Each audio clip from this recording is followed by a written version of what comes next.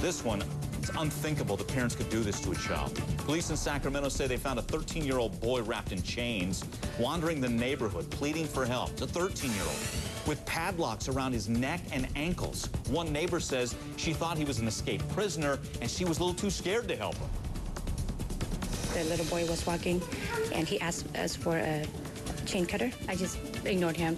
Well, I told him, I said, we didn't have one, so he just walked away, walking slowly, because his chains was just like, what, 12 inches apart. And she regrets the decision she made not to fully help the young man. Now, the boy's father and stepmother face false imprisonment, child cruelty charges. They allegedly left the teen chained to a kitchen table while they went gambling. The boy's now with his biological mother. We'll take your questions, comments. You know the number 1-877-TEL-HLN. Coming now to talk about this one, Sergeant Norm Leong of the Sacramento Police Department. Also joining us, psychotherapist Jen Berman. And joining us by phone, Gerald Todd, who lives near the family, neighbor of the family. Get some insight there as well. Sergeant, I'll start with you. First off, how is the young boy? Does he have any injuries? Is he doing all right? Or what's the deal on that front?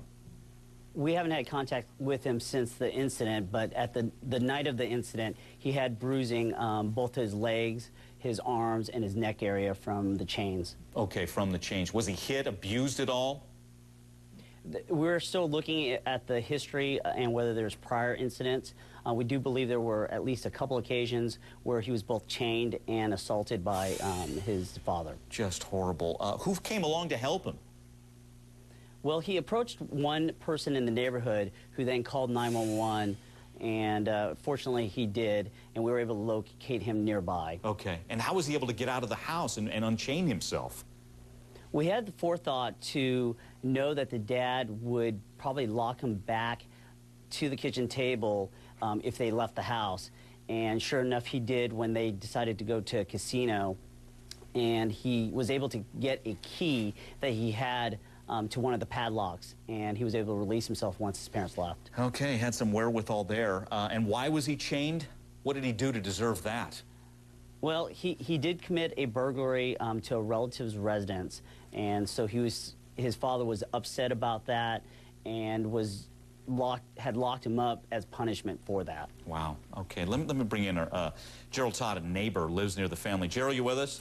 Yes. Did you notice anything about this family, the interaction between dad and son here? No, I never noticed any interaction. I don't really know the people. I see them. Between the two houses is a bunch of hedges, so I just see them coming and going. A lot of people over there sometimes, but no, I have no interaction with them. I don't know them really at all. Okay. Did you ever see any signs of trouble at the house? Friday early evening, I heard a lot of argument, what have you. It was really loud and intense, and at that point, I almost went out and said, hey, you know, you guys need to chill down a little bit, but as soon as it started, it ended. Okay. What was your reaction when you heard this? What had happened, what this young teen was going through, allegedly? I was really shocked because a friend of mine had came over and she said, hey, what are all those news media doing out there? And I had no idea that they were out there, and I kind of, you know, because I'm nosy, I went out there because we have a quiet neighborhood and asked them why they were there, and they told me what was going on, and I was really shocked. Now, I saw the little boy several times. He'd be outside playing with his ball and what have you. At one time, his ball came over to in my yard, and we got fence, wrought iron gates around the houses.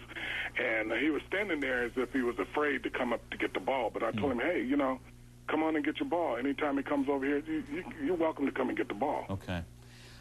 Jen, I mean, how damaging this is. This is a 13-year-old who ends up wandering the neighborhood, chains around neck, ankles. How many scars does this leave, physically and mentally?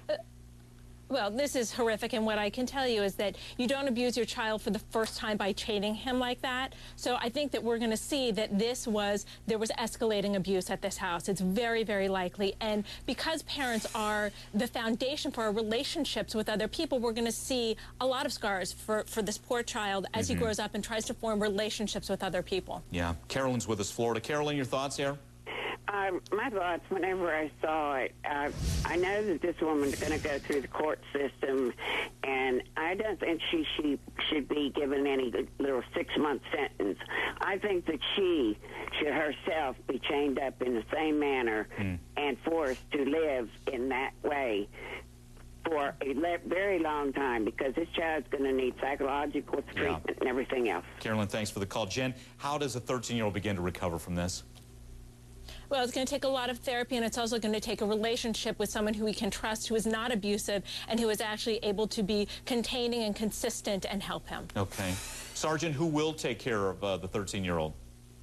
Well, the biological mother was given the responsibility for now, and our Child Protective Services will review everything to make that final determination. Okay. And what punishment does the father and stepmother face here? What charge are they looking at? False imprisonment and child abuse, and they're due in court soon. Okay. All right. Sergeant, Jen, Gerald Todd, a neighbor there living in the community, thank you so much for your time.